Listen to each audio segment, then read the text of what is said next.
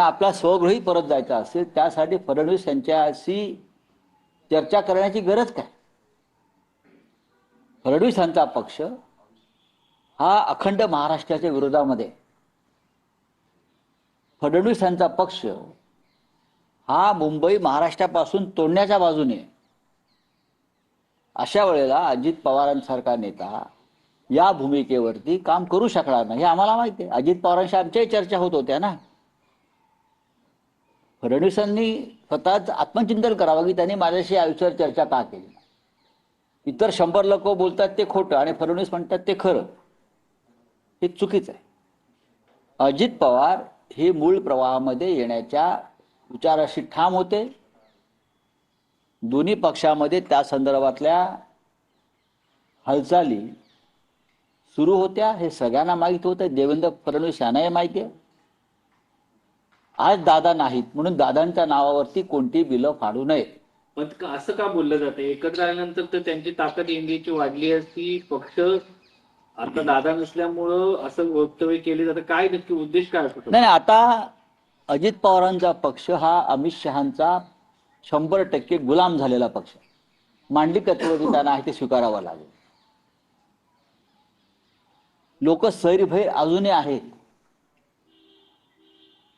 दुर्दैवानं आज भारताची न्याय यंत्रणा आणि निवडणूक आयोग हा सुद्धा अमित शहा आणि मोदींचा मांडलिक झाल्यामुळे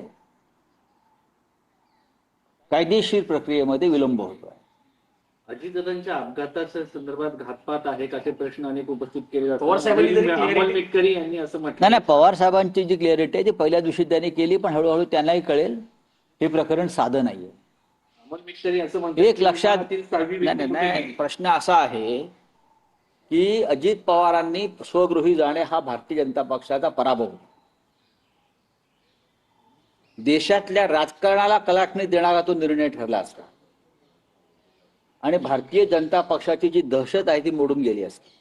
अजित पवार मागे फिरले असते तर. नंबर 1, अजित पवार जे वारंवार सांगत होते माझ्याकडे भारतीय जनता पक्षाच्या घोटाळ्याची फाईल आहे आणि मी उघड करीन, हे त्यांनी 15 जानेवारीला सांगितलं. हे त्यांनी 15 जानेवारीला सांगितलं आणि पुढल्या 10 दिवसामध्ये त्यांच्या विमानाचा अपघात होऊन त्यांचा मृत्यू झालेला आहे. हे रहस्यमय आहे. मला जस्टिस लोहियाची आठवण येते. या प्रकरणानंतर मला जस्टिस लोहियाची आठवण झाली, त्या प्रकरणाची आठवण झाली. मी कोणावरती आरोप करत नाही, पण या लोकांच्या मनातल्या शंका आहे. अजित पवार यांच्या पक्षाचे एक आमदार अमोल मिटकरी यांनी काही प्रश्न उपस्थित केलेले आहेत. मी ते वाचले आणि ऐकले. ते गंभीर स्वरूपाचे प्रश्न आहेत. अजित पवार यांच्यासारखा नेता विमानात बसतोय, त्यांच्याबरोबर कोणी प्रमुख व्यक्ती नाही, त्यांचा ओएसडी नाही किंवा अमुक नाही, इतर काही गोष्टी नाही, विमानाचं मेंटेनन्सचं सर्टिफिकेट नाही. त्याच्यामुळे लोकांच्या मनामध्ये शंका येणार आहे. तुमच्याही मनात तशी शंका आहे? माझ्या मनात पहिल्या दिवशी शंका आहे. ज्या दिवशी अजित पवारांनी सांगितलं की भारतीय जनता पक्षाच्या घोटाळ्याची फाईल माझ्याकडे आहे आणि योग्य वेळी उघड करेन, तेव्हाच माझ्या मनात धस झालं.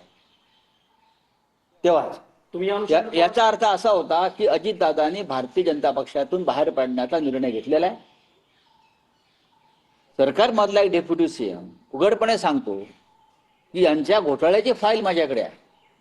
यांनी त्यावेळेला 1995च्या काळामध्ये काही कोटी रुपये सिंचन प्रकल्पाचं बजेट वाढवून ते पक्षनिधीमध्ये कसे वळवले हे जेव्हा अजितदादा सांगत होते तेव्हा मी त्यांची बॉडी लँग्वेज पाहत होतो.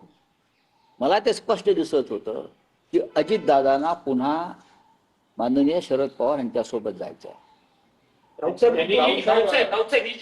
तुम्ही आता बोलताना म्हणजे की पवार साहेबांना हळूहळू ती क्लॅरिटी येईल पुढे. या अनुषंगाने तुम्ही पवार साहेबांशी काय बोलणार आहात? त्यावेळेस काही परिस्थिती निर्माण झाली की लोकांमध्ये राग होता, नक्कीच शांत करण्यासाठी असं वक्तव्य. माननीय पवार साहेब हे एक अत्यंत प्रगल्भ असं नेतृत्व आहे.